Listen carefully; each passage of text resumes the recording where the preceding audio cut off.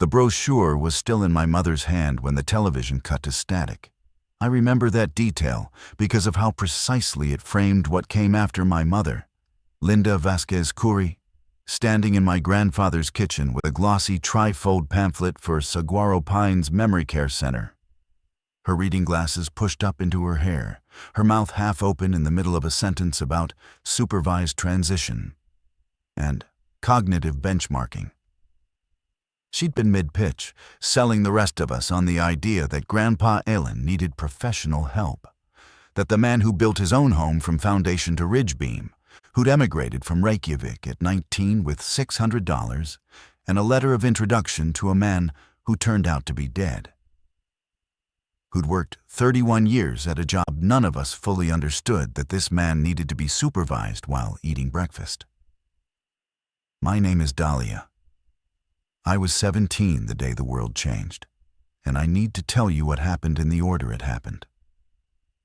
Because the order is the only thing that still makes sense. We were gathered in Grandpa Elan's house, a sprawling single-story place off Route 87, north of Payson, Arizona, set against a hillside that everyone assumed was just a hillside. My mother. My uncle Christian, who'd flown in from Spokane specifically for this intervention. My cousin Petra, 24, graduate student in environmental policy, who'd been brought along because she was the only person in the family Grandpa never argued with. And me, brought along because I was too young to be left at the hotel, or maybe because my mother wanted a witness. Grandpa Elan sat in his recliner with his hands on his knees and watched my mother talk about Saguaro Pines, with an expression I'd later recognize as something more complex than confusion. At the time, I thought it was sadness. The look of a man watching his family misunderstand him so completely that correction felt pointless. He was 81 years old, thin, steady hands. He still split his own firewood. He still drove his truck to town once a week, but he'd made 3 phone calls in the previous October, one to my mother, one to Uncle Christian, one to the county emergency management office, warning that something was being handled wrong at the federal level, and that the family needed to prepare for biological displacement. Those were his exact words. My mother taped the voicemail. She'd played it for his doctor. The doctor said the phrase, late-onset paranoid ideation. That phrase became the engine that drove us all to this kitchen on a Saturday afternoon in early March to talk about memory care. "Dad," my mother said, adjusting her tone the way people do when they've rehearsed something in a hotel mirror, "this isn't about taking anything away from you. This is about making sure." That was the word. She was unsure. When the television mounted above the refrigerator snapped from a muted cable news broadcast to a stuttering emergency screen. Not the standard EAS bars, not the monthly test tone. A white screen with red text that read, "Civil Authority, Emergency Stay Indoors. Await instructions, cycling and recycling," without audio. My uncle picked up the remote and turned the volume on. Nothing. Just the hum of a carrier signal underneath silence. "Channel's out," he said, and changed the input. Same screen, every channel, same text, same silence. Grandpa Alan stood up from his recliner. Not quickly, not with alarm. He stood the way a man stands when a timer he set a long time ago has finally gone off. "Dahlia," he said, not to my mother, not to Christian, to me. "Go close the front door, lock it, then come back to the kitchen." I looked at my mother. She was staring at the screen. Petra was already on her phone, scrolling, her face tightening in real time as she cycled through apps that returned nothing. "Dahlia," Grandpa said again, the same tone. "Now." I went and locked the front door.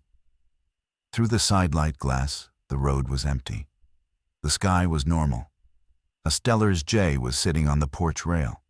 Everything outside looked the way it always looked. But when I came back to the kitchen, my grandfather was pulling the refrigerator away from the wall, and my mother had set down the brochure for saguaro pines, and she never picked it up again. Behind the refrigerator, set into the wall at knee height, was a steel panel I'd never seen before. Not drywall patched or painted over, deliberately concealed by the appliance's placement, but finished brushed steel. No visible screws, with a recessed handle that Grandpa Aylin popped open with his thumb like he'd done it 1,000 times. Behind the panel was a numeric keypad, military green. Physical buttons, not a touchscreen. He punched in a code without hesitation. 12 digits, I counted, and something deep in the wall made a sound like a deadbolt the size of my arm retracting. A section of the floor behind where the refrigerator had been clicked and sank an inch. Grandpa reached down, hooked his fingers into a recess I still couldn't see, and pulled. A hatch opened, 3 feet by 3 feet. Below it, a steel staircase descended into fluorescent light that was already on. My mother said, "What the hell is this?" Grandpa didn't answer her.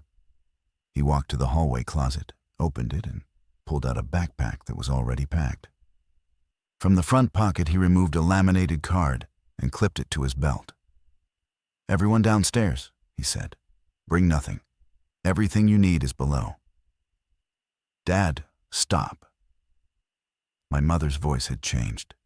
The rehearsed gentleness was gone. This was fear wearing the mask of authority.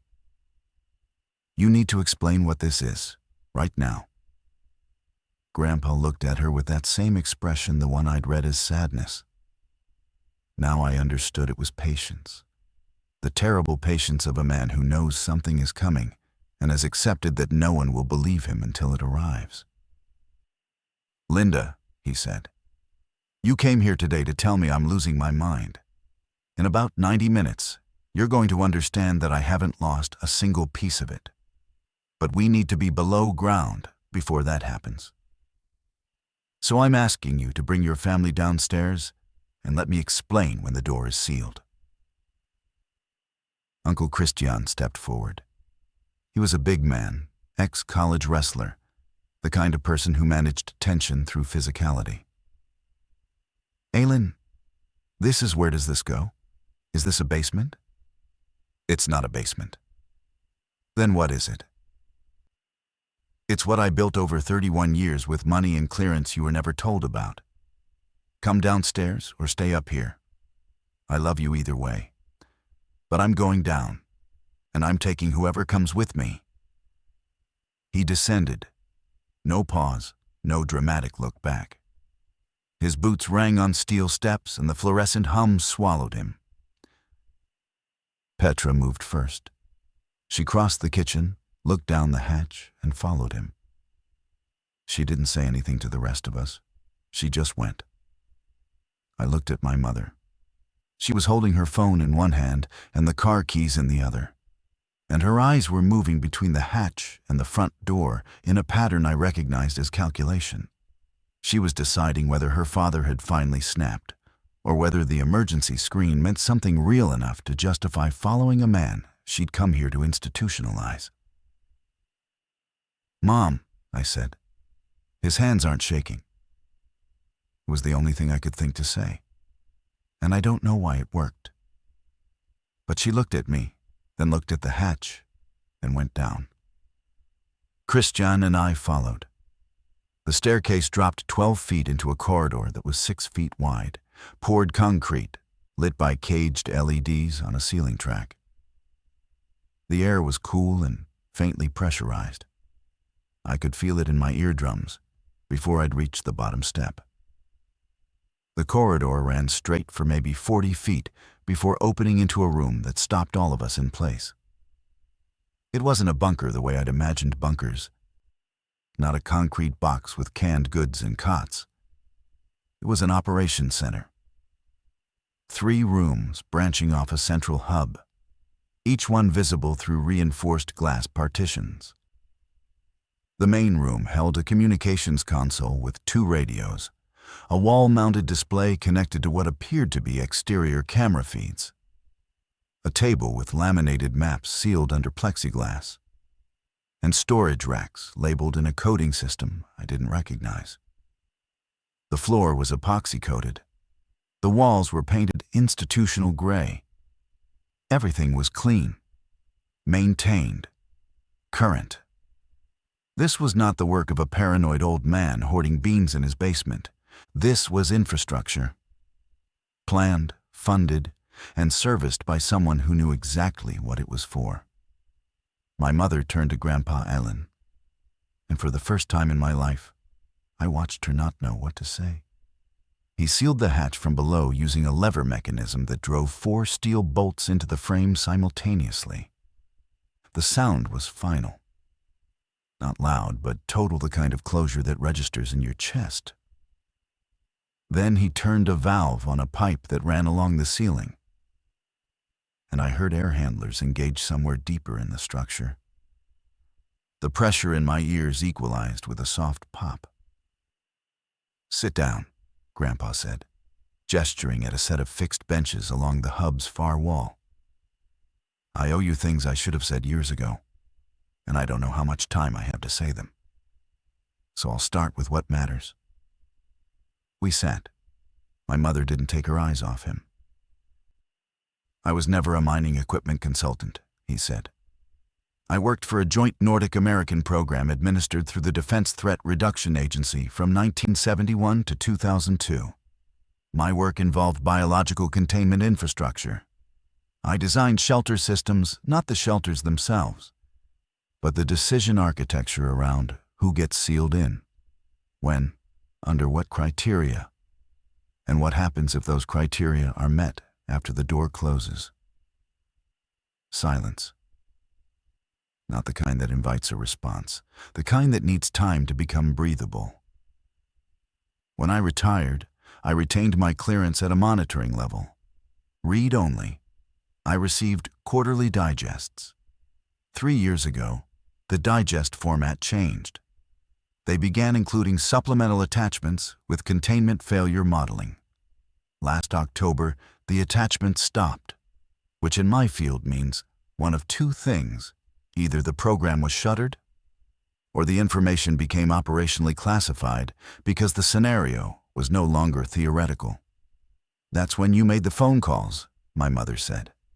Her voice was flat, stripped of everything except the arithmetic of fitting new information into old events. "Yes. And we sent you to a neurologist." Grandpa didn't respond to that. He turned to the wall-mounted display and powered it on. 4 camera feeds appeared the front of the house, the road, the hillside, and a wide-angle view of the valley stretching south toward Payson. The road was still empty, but on the valley camera, I could see something moving along Highway 87. A line of vehicles, not driving, but stopped. Dozens of them. And between the vehicles, small shapes that moved wrong. I don't know how else to describe it at first. They moved wrong. Not running, not walking. A gait that looked like someone had taught a human body to ambulate from a diagram without ever showing it what walking was supposed to look like. Loose-jointed, fast in bursts, aimless between bursts. "Those are the first ones out of the basin," Grandpa said. "Phoenix will be fully lost by tonight." The initial vector was water supply contamination. Aerosolized secondary transmission followed within 36 hours. By the time the EAS activated, it was already past the point of containable response. Petra, who had been standing at the display, turned and asked the question none of us had managed. "Are those people dead?" "The ones moving that way are no longer people by any functional definition," Grandpa said. The term we used in modeling was post-cognitive ambulatory vectors. You can call them whatever you need to call them to process what's happening. My uncle sat on the bench with his hands on his knees, in a posture almost identical to the one Grandpa had held upstairs, while my mother talked about memory care. And I realized in that moment that the men in this family shared the same shape for being overwhelmed, and that I had never seen either of them in that shape before. The first hour underground was inventory, not just of the bunker's supplies of ourselves. Grandpa moved through the 3 branching rooms with a physicality that subtracted years from him. He wasn't shuffling. He wasn't pausing to orient. He walked the way a man walks through a space he built with his own decisions, pointing and narrating without waiting for questions. The first room was storage. 12 months of food for 6 people, freeze-dried, vacuum-sealed, rotated on a schedule I'd later find logged in a binder. Water from a filtered well tap drilled independently of the house's system, tested quarterly by a service Grandpa had paid through a P.O. box in Flagstaff. Medical supplies, not survivalist hoard grade, but institutional. Antibiotics, suture kits, a portable ultrasound machine still in factory packaging, and a printed pharmacological reference guide with dosages annotated in his handwriting. The second room was communications. 2 short-wave radios, 1 ham rig with a directional antenna that ran up through the hillside to a concealed mast I'd never noticed, and a receiving station tuned to a frequency Grandpa said would carry government continuity broadcasts if any command structure remained. There was also a binder, thick 3-ring, labeled Operational Sequence, that sat on the console like a Bible.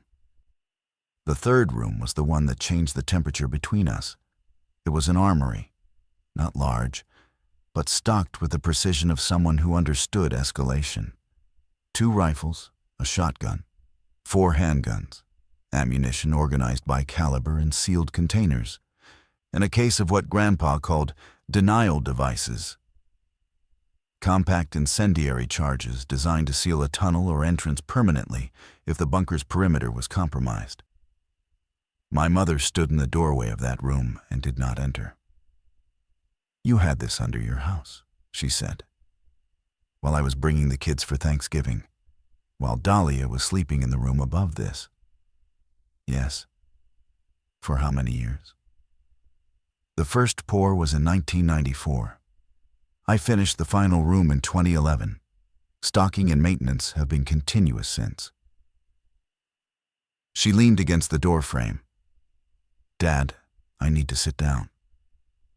She sat on the floor of the communications room, back against the wall, and stayed there for nearly 20 minutes without speaking. I stayed with her for a while, but she wasn't crying. And she wasn't catatonic. She was integrating, rearranging 30 years of memories around a new axis.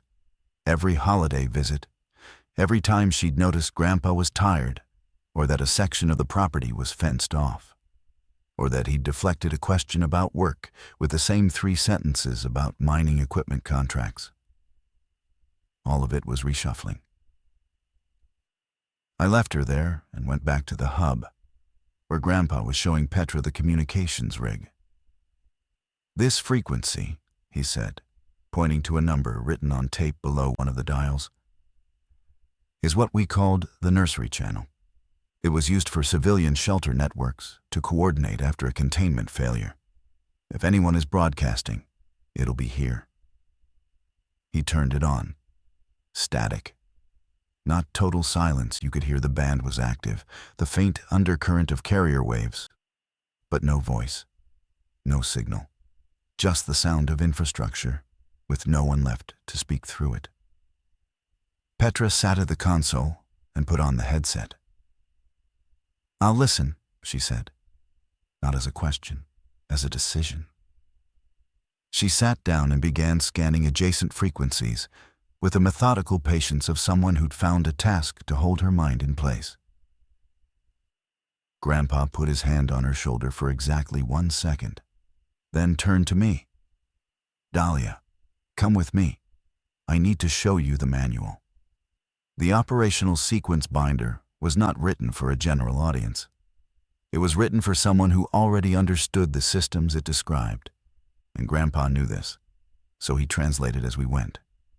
Each tabbed section corresponded to a scenario. Tab 1, Initial Seal. Tab 2, Atmospheric Monitoring. Tab 3, Communication Protocol. Tab 4, Perimeter Assessment. All the way through to Tab 11, Re-entry Criteria, and Tab 12, which was labeled Denial, and contained the instructions for collapsing the tunnel if the bunker couldn't be held. "I'm going to teach you these in order," he said. "Not because I expect anything to happen to me, but because this system was designed for redundancy. And right now, you're the only person in this shelter who isn't either in shock or running a radio." "What about Uncle Christian?" Grandpa paused. Christian was sitting on the bench in the hub, elbows on his knees, staring at the floor. He hadn't spoken since the armory. "Christian is processing the fact that his father lied to him for 50 years, Grandpa said quietly. "He'll be useful when he's finished. Right now, he needs room." So I became the student, not because I was qualified, not because I was brave, because I was 17, and I hadn't yet built a version of Grandpa that needed dismantling. To my mother, the bunker was a betrayal evidence that the man she thought she knew had been performing a role. To Christian, it was emasculation, a secret so large, it retroactively made every conversation they'd ever had a form of condescension. But to me, Grandpa was still just Grandpa. He was showing me something important, and I was paying attention. We spent 2 hours on the first 4 tabs. Air filtration system, 3-stage, HEPA and activated carbon, with a manual bypass if the electric fans failed. Water testing protocol, chemical strips for biological contamination, performed daily, logged in a chart. Communications schedule, listen at the top of every hour for 5 minutes on the nursery frequency. Log everything, including silence. Perimeter cameras check every 30 minutes. Note movement patterns. Do not open the hatch for any reason unless all 4 cameras show clear for a continuous 6-hour window. "Why 6 hours?" I asked. "Because the models showed that post-cognitive vectors cycle between active pursuit and a dormancy state, roughly every 90 minutes. 6 hours guarantees you've seen at least 3 full cycles of stillness. Anything less, and you might be surfacing into a dormant cluster." He said this the way he said everything, factually, without inflation. He wasn't performing expertise. He was handing me information the way a carpenter hands you a level. "Here, you'll need this. Hold it straight." I wrote notes in the margins of the binder. He watched me do it and nodded once, and in that nod was something I'd carry with me through everything that came after the approval of a man who'd spent 31 years preparing for this moment. Acknowledging that the person he was preparing to receive his work was a teenage girl with a mechanical pencil and no relevant experience, and deciding she was enough. At 4 o'clock, Petra pulled off her headset and said, "I've got something." The voice on the radio was male, mid-40s, with the clipped cadence of someone reading from prepared text. He identified himself as a coordinator for something called the Federal Continuity Relay, and gave a designation number I wrote down, but never verified. The message was short, repeating on a loop. "All civilian shelter nodes, this is Relay 7. National Command Authority has relocated. Initial containment has failed across all southwestern corridors. Do not attempt surface movement. Maintain shelter integrity. Next update window, 72 hours. Relay 7 out." Then it repeated, word for word, the same inflection on every syllable, which meant it was a recording, not a live voice. But it was recent the timestamp protocol embedded in the transmission, which Grandpa taught me to decode. Placed it 6 hours before we sealed the hatch. "Federal Continuity Relay," Christian said from the bench. His first words in 3 hours. So there's a government left. There's a relay left, Grandpa corrected. That's not the same thing. What's the difference? A government makes decisions. A relay repeats the last decision that was made. If they're broadcasting a 72-hour window, it means they don't have new information to share before then, or they don't have the infrastructure to share it.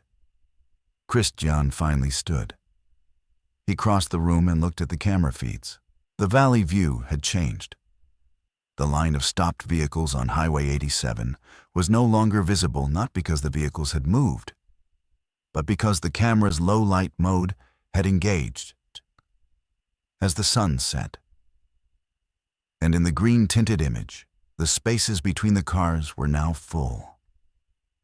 Shapes milling in patterns that had no logic, dozens of them, maybe more than I could count before they drifted out of frame. How many people lived in Payson? Christian asked. About 16,000, Grandpa said. Christian watched the screen. How long does this last? The vector state. Is there a duration? Do they starve? Decompose? I don't know. The models I had access to projected 18 to 36 months for full environmental decay of ambulatory function. But those models assumed a contained release, not a total systemic failure. I don't have data for what happens when there's no uninfected population left to sustain transmission cycles. So we could be down here for years. We could. The supplies are rated for 12 months at full occupancy. After that, we surface or we starve. That arithmetic was always part of the design. My mother appeared in the doorway of the communications room. She'd been listening. Her face was composed now, not calm, but organized. The same face she wore when she'd managed the aftermath of the Scottsdale fire 3 years ago. When a structure collapse sent 4 people to the hospital and she'd coordinated evacuation routes for an entire neighborhood from the hood of her car. What's full occupancy? She asked. 6. She looked around the room, counted. There are 5 of us. The 6th slot was for your sister. The room went silent in a different way. My Aunt Sigrid, who lived in Tempe, who hadn't been invited to the intervention because she and my mother hadn't spoken in 2 years, who was in the Phoenix Basin. Grandpa turned to the camera feeds and didn't elaborate. But I saw his hand resting on the console, close slowly into a fist and then open again. And I understood that preparation and omnipotence were not the same thing. That he'd built a shelter for 6 and filled it with 5, and that the empty space was not hypothetical. It was a chair for a woman who was probably already gone. By the second day, the bunker began to feel less like a shelter and more like an archive. It started when Petra found the filing cabinet. It was bolted to the wall in the storage room, tucked behind a rack of water filtration cartridges, and unlike everything else in the bunker, it was locked with a key rather than a code. Grandpa saw her examining it and said nothing. She didn't ask. But that evening, after he'd gone to sleep in one of the 2 bunk rooms, she came to me. There's a filing cabinet he doesn't want us to open. So? So everything else down here is labeled, organized, and meant to be used. That cabinet is the only thing that's locked away. Doesn't that seem like it matters? It did. But I was still in the phase of trusting Grandpa without conditions, and Petra was in the phase of trusting nothing she couldn't verify. We were both right, and neither of us could see the other's position clearly. On the 3rd day, the radio changed. Relay 7's loop cut out at noon and was replaced by a different voice, a woman, not recorded, speaking live with audible strain. All notes. This is Dr. Annika Yates, USAMRIID Continuity Staff. The Relay 7 automated message is being updated. I'll be brief. The pathogen designated RV7 is not behaving within projected models. Ambulatory vectors are not degrading on the 18-month curve. Repeat. The decay timeline is no longer operative. Neural binding appears stable beyond initial projections. We do not currently have a revised estimate. Maintain shelter protocols. Conserve resources. Do not surface. Yates out. Petra transcribed every word. I watched her write the phrase, neural binding appears stable, and underline it twice. That means they're not dying, she said. I understood it. No, Dahlia, listen. The whole basis for waiting this out was that the vectors would decay, that eventually the infection would burn through and the bodies would fail. If neural binding is stable, that means the thing keeping them moving doesn't have an expiration. This isn't a siege. It's a new permanent condition. She said it without panic. That was the thing about Petra. She processed catastrophe the way other people processed math. Step by step, without flinching, arriving at conclusions she wished were wrong, but refused to soften. I brought the transcription to Grandpa. He read it, set it down, and went to the filing cabinet. He unlocked it with a key he wore on a chain inside his shirt. Sit down, he said, both of you. Inside the cabinet were not supplies or weapons. There were folders. Dozens of them, organized chronologically, spanning from 1971 to 2002 and then resuming in 2019, with a different format: printed emails, redacted memos, and handwritten notes in Grandpa's tight, slanted script. This is everything I kept, he said. Or rather, everything I was allowed to keep. Some of it is original. Some of it I reconstructed from memory after my access was reduced. The program I worked for was called Bridgewatch. It was a joint initiative between 4 Nordic countries and the U.S. Department of Defense, designed to create civilian survival infrastructure for biological events that exceeded military containment capacity. You designed bunkers, Petra said. I designed the decision trees that determined who a bunker was for, which populations, what geographic corridors, what capacities, and most importantly, what happens inside a shelter when the outside world doesn't recover on schedule. He pulled a folder from the middle of the stack. Inside was a document I'd later read fully. A 60-page study titled Psychological Cascading in Extended Shelter Populations. Decision-making under non-resolution conditions. It was dated 1988. His name was on the second page as lead author. The greatest threat to a shelter population, he said, is not supply exhaustion or structural breach. It's the moment when the people inside realize that waiting is no longer a strategy. When they understand that the world above is not coming back to a recognizable state, and that the shelter is not a pause, but a terminus.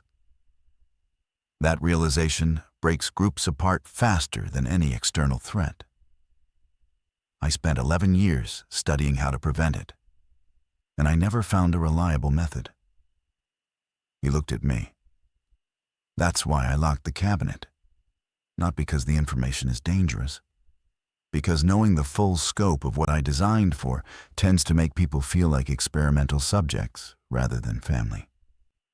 The 4th day was the first day someone tried to open the hatch.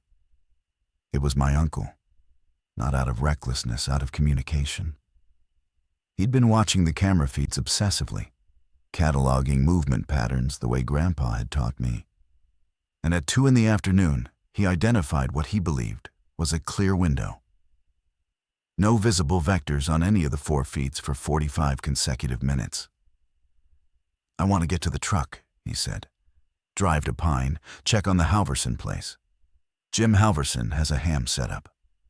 If he's alive, he might have better intel than a government recording. The protocol is 6 hours clear, Grandpa said.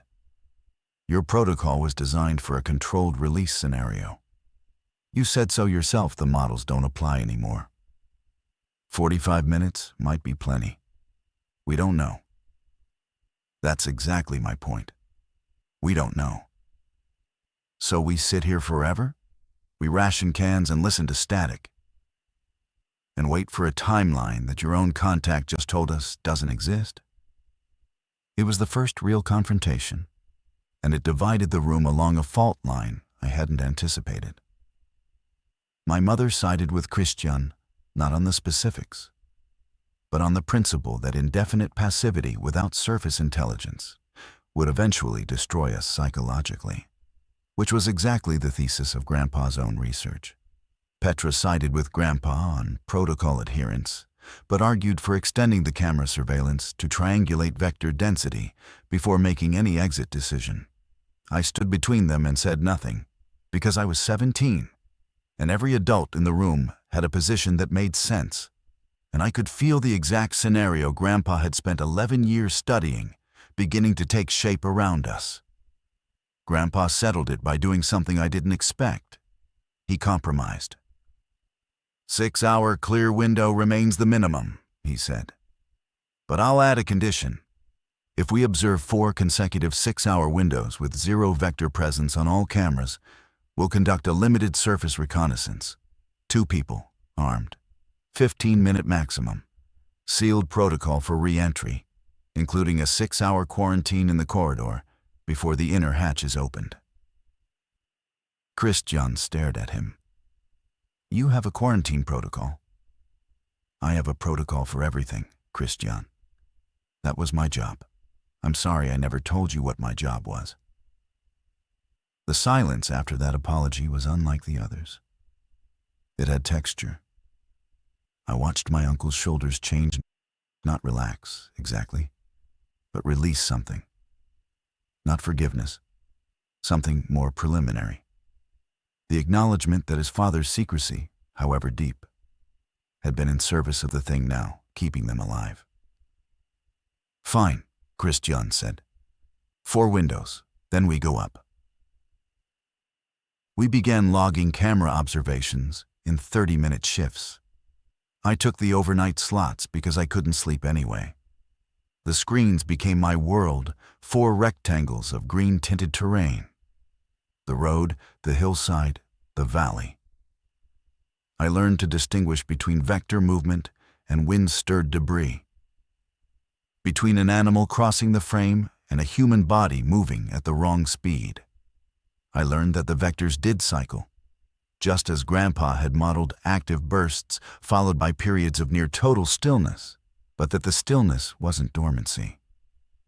They didn't lie down. They didn't close their eyes. They simply stopped, standing in whatever position they'd halted in, and waited. For what, I couldn't tell. Sound, maybe, motion, some stimulus I couldn't see from a camera mounted on a hillside. On the 5th night, during my shift, I saw a vehicle on the road camera. A pickup truck, headlights off, rolling slow. It stopped 300 yards from the house. A figure got out. Not a vector, the movement was coordinated, purposeful, human. The figure stood beside the truck for almost a minute, then got back in and drove on, north, out of frame. Someone was alive out there. Someone was moving, and they hadn't stopped. I told Grandpa at dawn. He reviewed the footage the cameras recorded on a 72-hour loop and watched the truck sequence 3 times without comment. They didn't stop, he said finally. No, because they didn't see a reason to. The house looks dead. No lights, no vehicles out front. That's by design. The house was built to appear unoccupied when the bunker is sealed. But it means we can't signal anyone from inside without revealing the position. Should we want to signal them? He looked at me with something that might have been pride. That's the right question. And the answer is, not yet. Maybe not ever. Every person you bring into a closed system changes the math.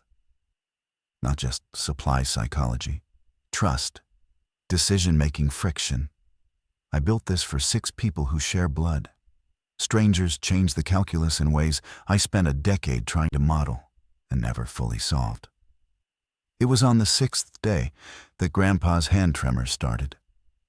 I noticed it at breakfast, a fine oscillation in his right hand as he held a spoon. He caught me noticing and set the spoon down carefully, wrapping his fingers around his coffee mug to stabilize them. "Don't," he said.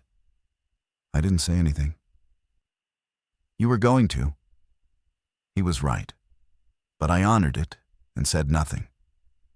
And the tremor came and went over the next 48 hours, sometimes visible, sometimes not, never mentioned by anyone else, either because they hadn't seen it or because they were practicing the same avoidance I was.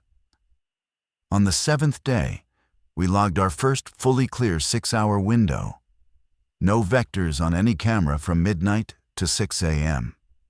The valley feed showed distant movement near the highway, but nothing within the bunker's defined perimeter, a half-mile radius Grandpa had marked on the maps with red grease pencil.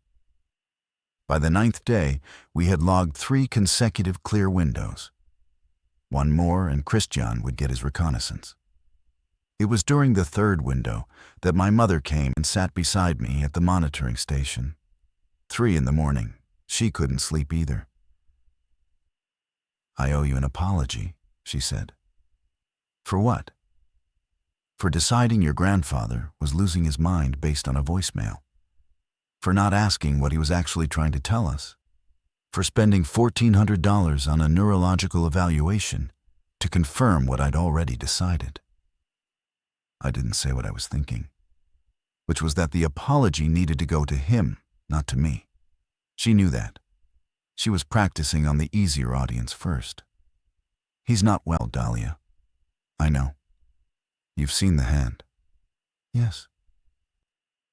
"It's not nerves. I've been watching him. It's the right side hand, foot, the corner of his mouth when he's tired. It's neurological." "He's 81. He's 81, and he's been under extreme stress for a week after years of carrying a secret that would have crushed anyone with a less structured mind.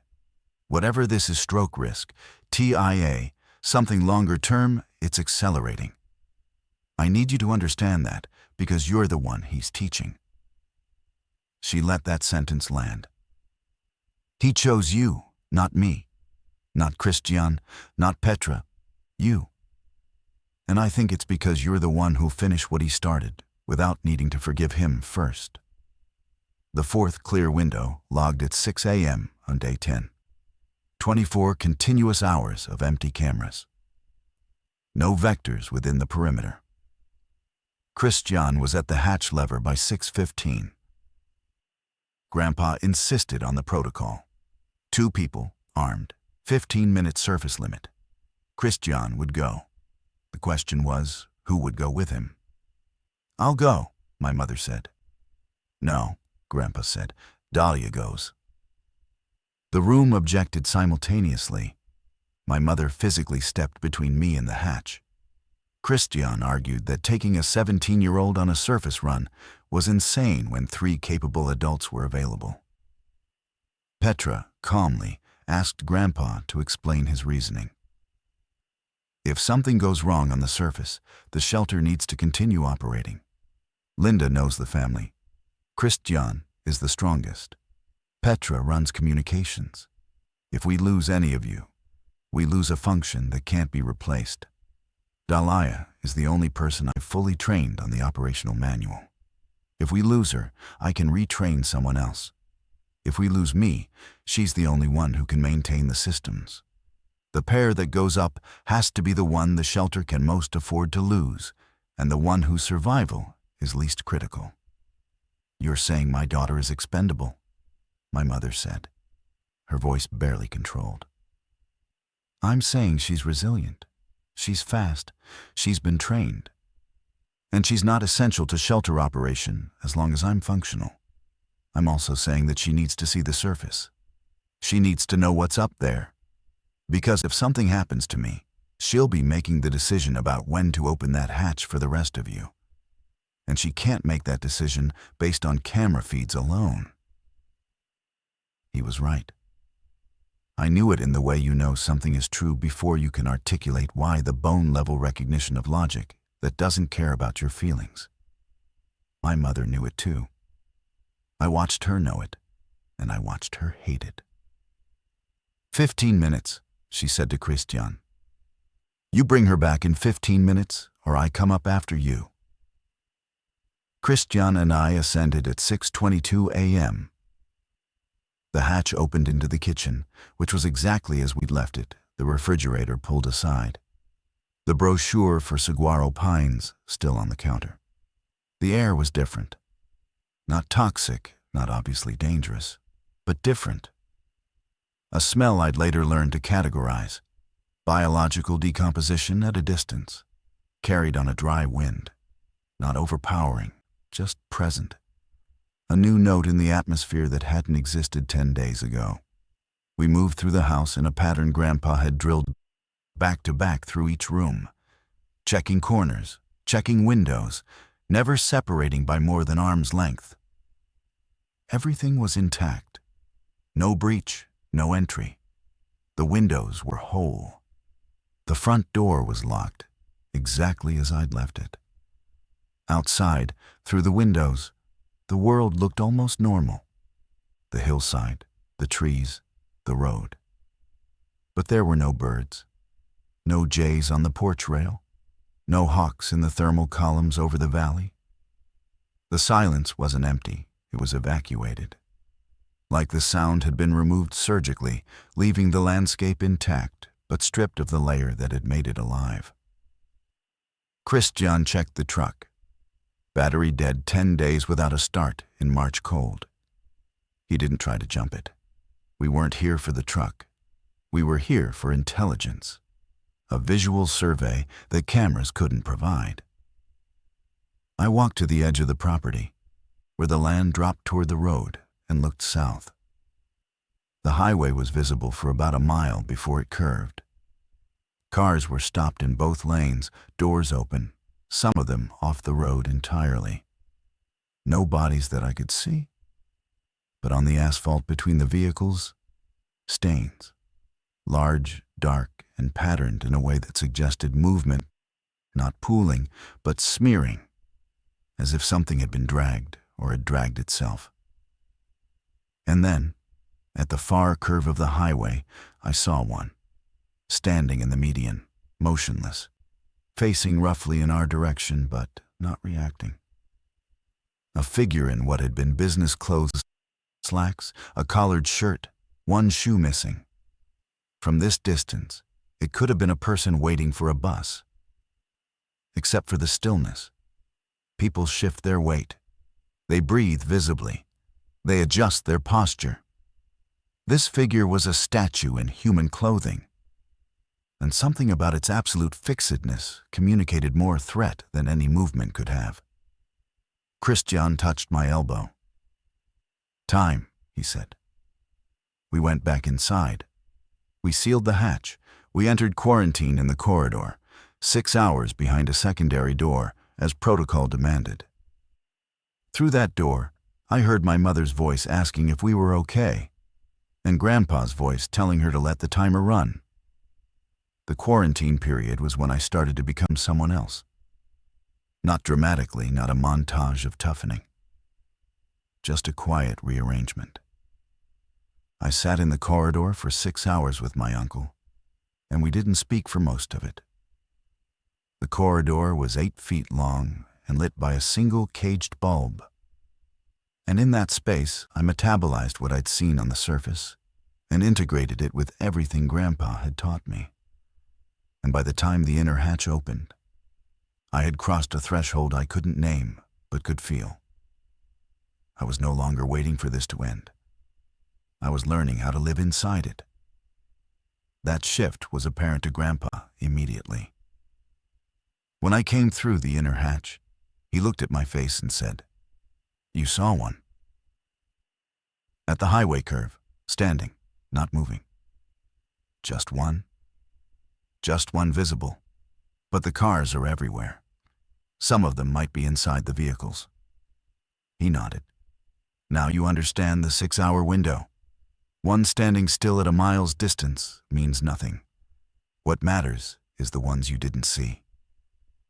The days after the surface run took on a different rhythm. We established shifts, monitoring, communications, meal preparation, maintenance. Petra continued scanning frequencies and began picking up fragments from other shelters. A family in Flagstaff, a group of 8 in a church basement near Show Low, a retired couple in a ranch cellar outside Young. Each signal was brief, frightened, and operationally useless, but their existence changed the texture of our isolation. We were not the only ones down. Grandpa's tremor worsened. By day 14, it was visible to everyone.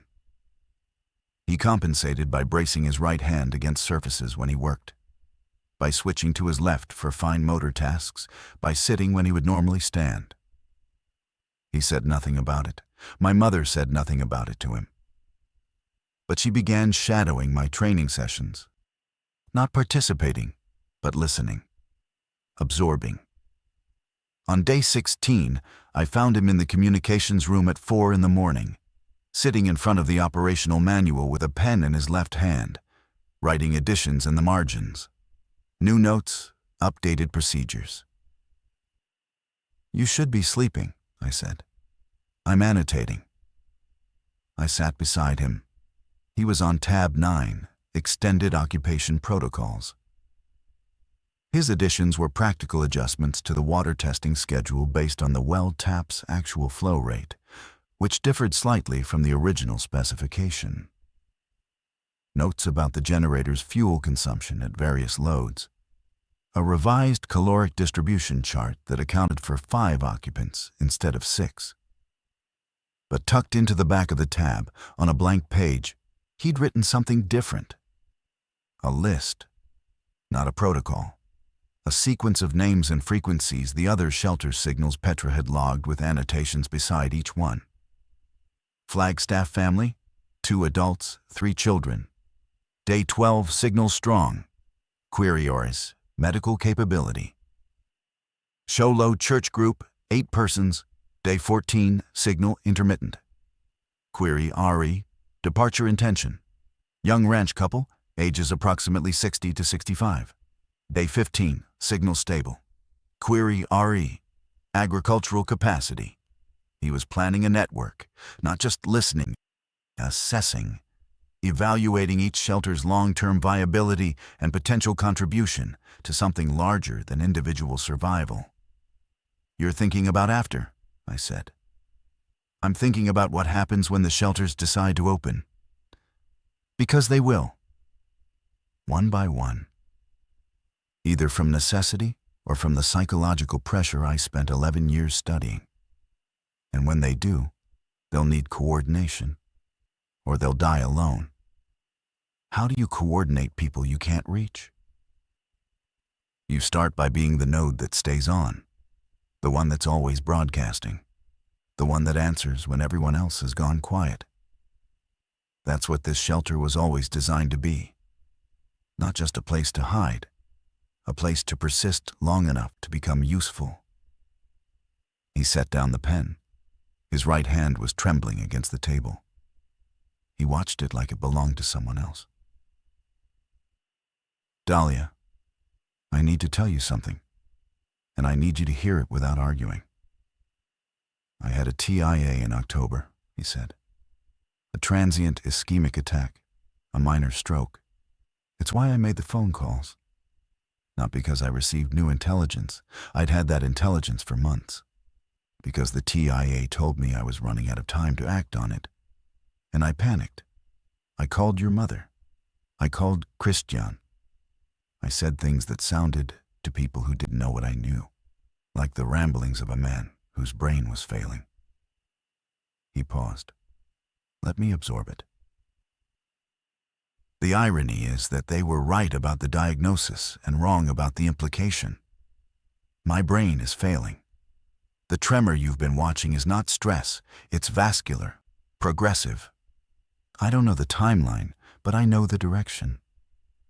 And I know that the man who built this shelter and wrote that manual and taught you those systems will at some point not be the man sitting in front of you. How long? I don't know. Months, maybe longer, maybe shorter if the stress accelerates things. I've been taking blood thinners from the medical supply. Petra doesn't know the dosages are for me. She thinks I'm inventorying. But medication manages. It doesn't reverse. I sat with this information the way I'd sat in the quarantine corridor still, processing, letting the shape of it settle before I tried to hold it. Does Mom know?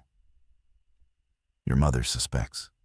She hasn't asked because she's afraid of the answer, and because right now, my authority is the only thing keeping this shelter cohesive. If the group knows their leader has a degenerative condition, the decision-making structure changes. Christian will push harder for surface action. Your mother will try to take operational control without knowing the systems. The shelter will fragment along exactly the lines my research predicted. So you want me to keep it secret.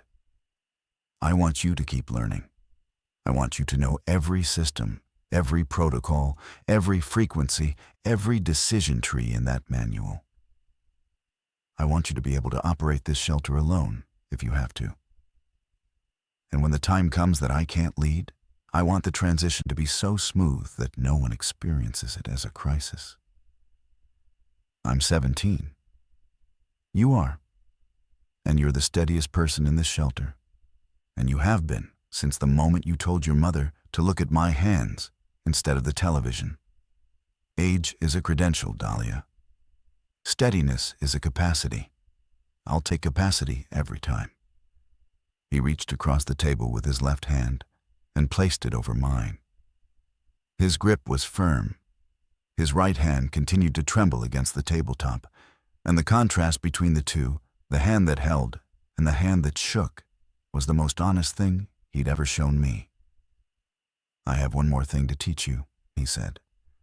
And it's the only thing in the manual I wish I'd never had to write. He turned to tab 12, denial. If this shelter is compromised, if the hatch is breached, if vectors enter the corridor, if the structure cannot be held, these charges will collapse the entrance tunnel completely. 40 tons of earth. Permanent seal. The shelter continues to function on internal air and water, but surface access is eliminated. It becomes a closed system. For how long? With 5 people, internal resources last approximately 90 days beyond the collapse. With fewer, longer. The design assumption was that denial would only be triggered if surface conditions made exit impossible anyway, so the duration was considered academic. You mean it's a tomb? I mean it's a last resort that preserves the shelter's contents, including its people, long enough for conditions to change. But yes, if conditions don't change, the math is final. He closed the binder. I'm telling you this because you'll be the one who decides whether to pull those charges. Not me, not Christian. You. Because you're the one who will understand, when the moment comes, whether it's truly necessary. And I trust you to make that decision without me. I didn't cry, not because I didn't want to, because he needed me not to.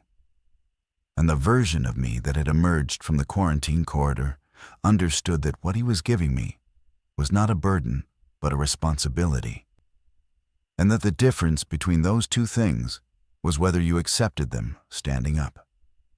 On day 22, the knock came. Not on the hatch on the front door of the house. 3 knocks, then silence, then 3 more. Human pattern. Deliberate. We saw her on the road camera, first a woman, mid-30s, carrying a child on her back in a framed hiking pack. She'd come from the north, on foot, moving with the cautious efficiency of someone who'd been moving for days. The child was maybe 3, asleep or unconscious, head lolling against the pack's frame. She knocked again, stood on the porch in full view of the camera, and waited. Grandpa watched the feed without expression. My mother stood behind him with her hand on the back of his chair. We can't, Grandpa said. She has a child, my mother said. I can see that. Elin. Linda. Every person we add subtracts from the timeline. That child and her mother represent a minimum 12% reduction in food supply duration. If the vectors aren't degrading, if the surface isn't clearing, 12% could be the margin between lasting long enough to matter and running out 60 days too soon. She's standing on your porch. She's standing on a house that looks empty. She'll move on. My mother looked at me. Not for permission, for witness. She wanted me to see what she was about to do and understand why. Your research, she said to Grandpa. The 11 years of work. What broke shelters apart? He didn't answer. The loss of moral coherence, she said. That's the phrase from your paper. Page 31. I read it last night while you were sleeping. Shelter populations that prioritize resource arithmetic over moral coherence experience accelerated fragmentation. Because the survivors cannot construct a shared identity that justifies continuation. Those are your words. Grandpa's left hand tightened on the chair arm. If we leave a woman and a child to die on your porch because of a percentage, we are not a family surviving together. We are 5 people rationing in a whole. And according to your own research, that group doesn't last. The silence in the bunker was absolute. Petra had stopped scanning. Christian stood in the doorway of the storage room. I stood at the monitoring station with my hand on the camera controls. Grandpa looked at the screen. The woman had sat down on the porch steps. She was adjusting the child's position in the pack, pulling a blanket tighter around its shoulders. Small, automatic gestures of care performed in the middle of an empty, hostile world. Open the hatch, he said. Christian, armed escort. Quarantine protocol, full 6 hours. Christian moved immediately. I unsealed the hatch. My uncle ascended with a rifle, and from the cameras I watched him open the front door, and the woman flinch backward, then steady, then follow him inside. Her name was Elena Ruiz. The child was her son, Marco. They'd walked from Strawberry 11 miles after their shelter, a neighbor's root cellar, had been breached on day 18. Her husband had stayed behind to seal the breach. She said that sentence once, flat and never elaborated, and no one asked her to during the 6-hour quarantine.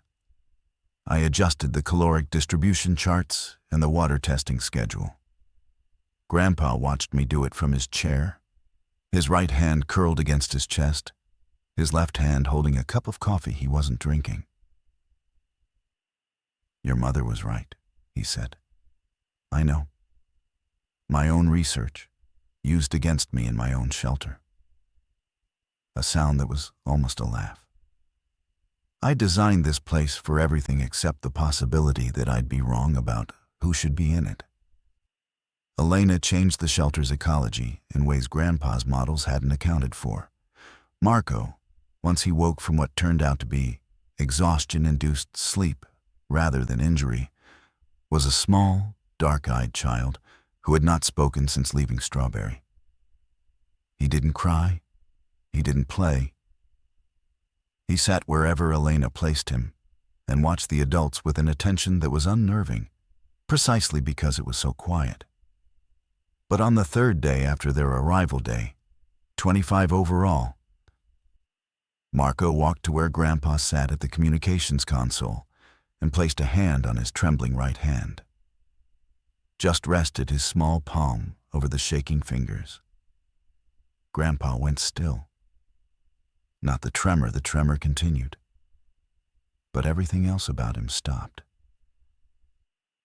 It shakes, Marco said. The first words anyone had heard him speak. It does, Grandpa said. My dad's hands shaked when he was scared. I'm not scared. My hands are just old. Marco considered this. Is old like broken? Sometimes. Marco left his hand there for another few seconds, then walked back to his mother. And Grandpa sat at the console for a long time afterward, looking at his right hand as if it had been translated into a language he hadn't expected to understand. On day 28, the nursery frequency came alive. Not Dr. Yates this time. A new voice, young, male, identifying as Specialist Rocha from a National Guard unit operating out of Camp Navajo near Flagstaff. He wasn't broadcasting a loop. He was conducting a roll call. All civilian shelter nodes on this frequency respond with your location, population count, and supply status. We are establishing a coordination grid for phased surface recovery operations. Repeat, phased surface recovery. If you can hear this, respond. Petra looked at me. I looked at Grandpa. Answer it, he said. Petra keyed the transmitter. This is a civilian shelter, Payson Corridor. 7 occupants, including 1 child. 12-month supply at reduced ration, currently at day 28. We are operational. Repeat, we are operational. The response came in 11 seconds. Payson Corridor, copy. You are the 9th node to respond. Designating you Node Payson 1. Stand by for coordination schedule. 9th. 9 shelters had answered. 9 points of light in a territory that had held millions. But 9 was not 0. And the difference between 0 and 9 was the difference between an ending and a beginning. Grandpa stood from his chair. It took him longer than it should have. He braced his left hand on the console and straightened with visible effort. And when he turned to me, his face held an expression I'd never seen. Not patience, not pride, not the quiet intensity of a man in control. Relief. The expression of a man who had carried something for 31 years and was, at last, beginning to set it down. You heard the designation, he said. Node Payson 1. This is what the shelter was for. Not to hide. To persist until someone started building something, and then to be part of it. He reached into his shirt and pulled out the chain with the filing cabinet key. He lifted it over his head and held it out to me. This is yours now. Grandpa. Every protocol, every frequency, every decision tree. The manual is annotated. The network is live. Petra knows the radio. Your mother knows the people. Christian knows the perimeter. Elena knows what it costs to arrive. And you know the system, all of it, from the air handlers to the denial charges. I took the key. It was warm from his skin, small and brass, on a steel chain, weighing almost nothing and carrying everything. When Specialist Rocha calls back with a coordination schedule, you answer. Not me, you. Why? Because the voice that answers will be the voice this node is known by. And I need it to be a voice that will still be answering in 6 months. His right hand trembled at his side.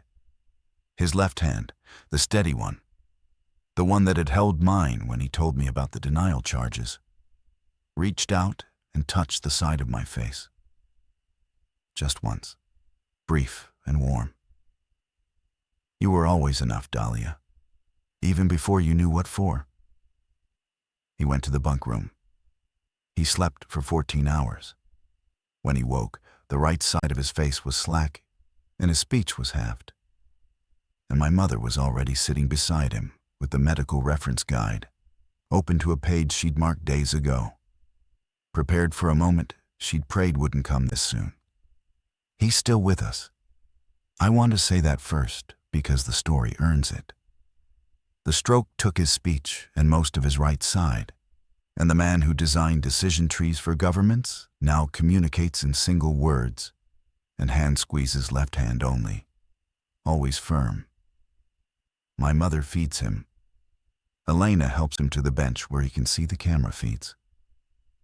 Marco sits beside him in the afternoons and holds his shaking hand without comment, as if it were the most natural assignment in the world.